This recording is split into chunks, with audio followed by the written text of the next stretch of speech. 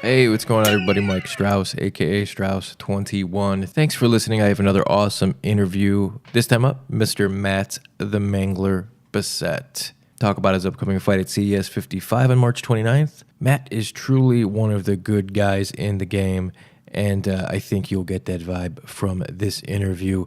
Make sure you listen to the whole thing. He gives a very sincere, heartfelt shout out at the end to one of his students and their families. As I said, he's just one of the true good guys in the game. But before we get to Matt, you guys know you can find my work at bjpenn.com, lowkick.com, as well as Cageside Press, and of course my YouTube channel, aka Strauss21, or just Google Mike Strauss. I don't know, just do one of those things. But back to the real reason why you're listening to this content in the first place, Mr. Matt the Mangler Bessette. Enjoy. I want to welcome Mr. Matt the Mangler Bessette to the show for the first time. Has a big fight coming up here. What's going on, brother?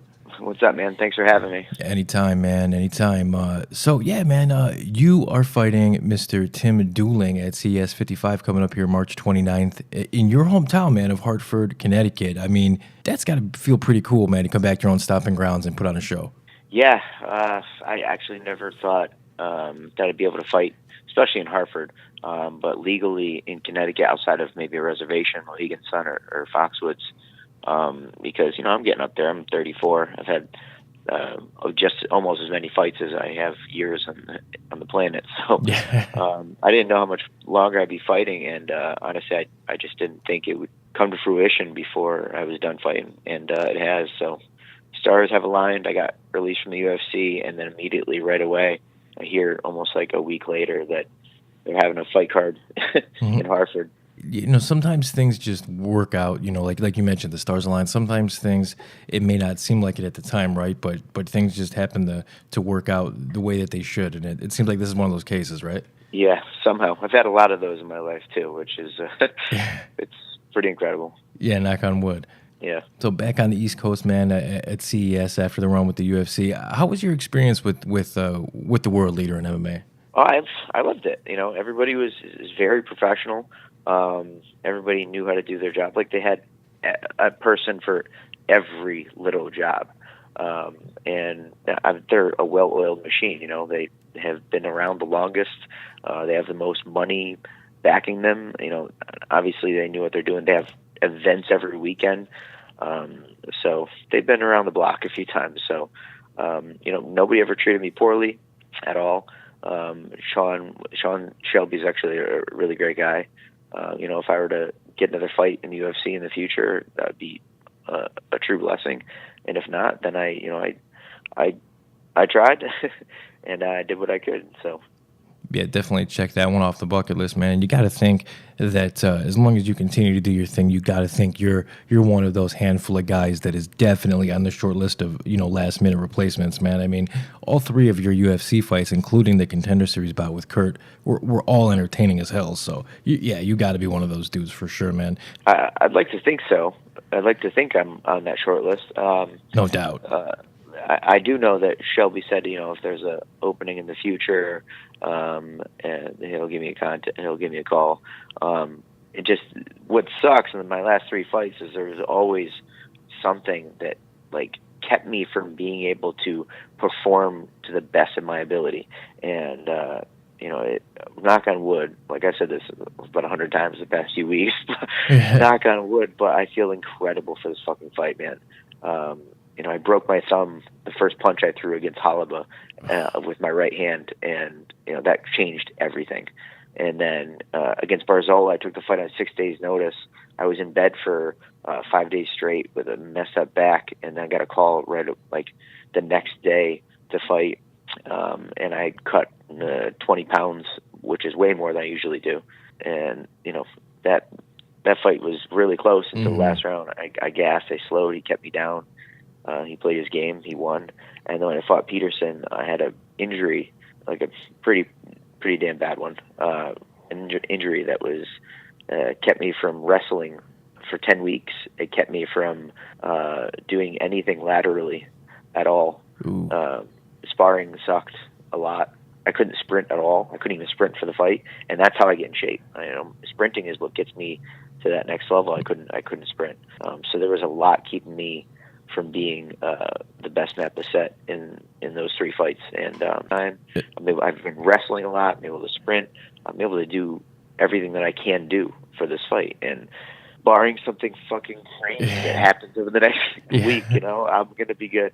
You're going to see the real Matt Bessette on the 29th.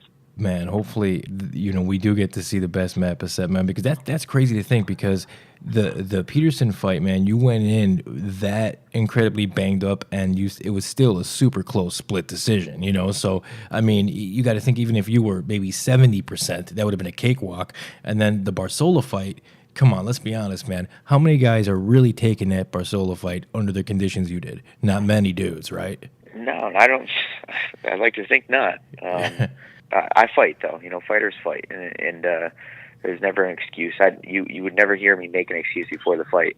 If I've never backed out of a fight in my life, not once. Every contract I've ever signed, I've showed up. Whether I'm hurt bad or I got the flu for the fight, which has happened before, staph infection a few times, like really, really bad stomach bug once. I fight. Whether I win or I lose, I show up. I show up and I fight my ass off. Well, you definitely do, man. What do you know of Tim Dueling? Are you a fighter that likes to do a lot of studying on your opponents, or do you just kind of let your coaching handle all that?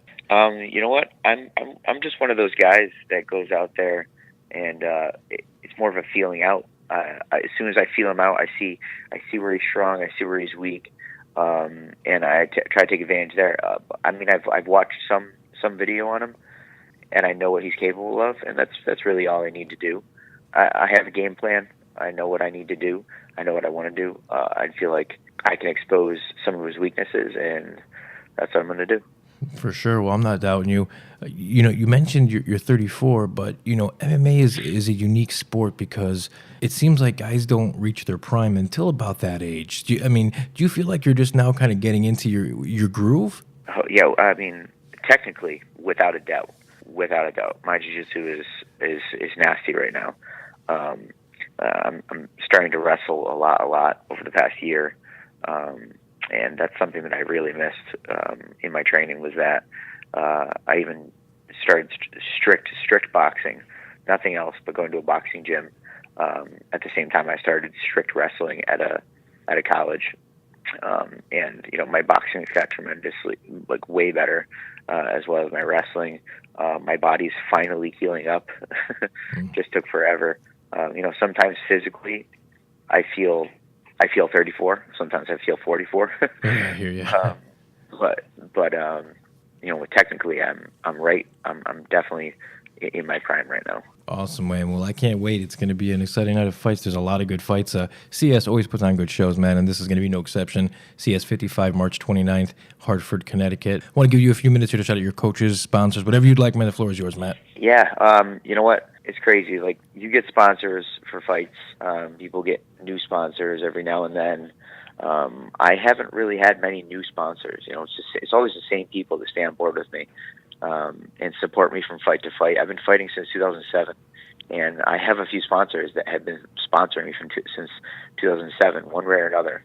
And it's just incredible. Just the amount of support I get is through the roof, man. I just don't see it from other people. I don't see other fighters getting the kind of support I have, and I'm so thankful. I'm so thankful for that. I have a lot of sponsors for this one. I want to talk about one thing. I don't know when this is going to be posted, but just last night, one of my the mothers of two of my children's students, she notified the other owner that her house was burned down last night, while everyone nobody was in the house, thank God. Okay. The pets, so I guess, were in the house, and I believe they lost the pets, which sucks bad. Terrible. But they lost everything in the house. Everything is gone.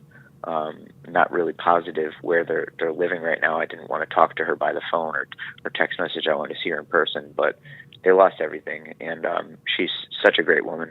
The way I met her was she asked me, she saw the Bellator fight against Diego Nunez, and she saw that I had leukemia, and I was reaching out to kids and stuff like this, and she asked me to come to the school where she's a school counselor and talk to one of the boys who had cancer at the time, and without a I didn't even bat an eyelash. My wife and I went and surprised him, and signed some autographs, took some pictures, this and that.